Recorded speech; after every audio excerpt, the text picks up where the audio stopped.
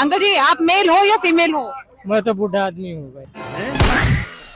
आप बताओ आप मेल हो या फीमेल हो? मैं तो मधु हूँ। आप मेल हो या फीमेल हो? फीमेल। आप मेल हो या फीमेल हो? काला हूँ मैं तो। ये बताइए आप मेल है या फीमेल है? नहीं, कुछ भी नहीं हो। नहीं मैं लड़का हूँ ना। मेल या फीमेल ये बताओ। फीमेल।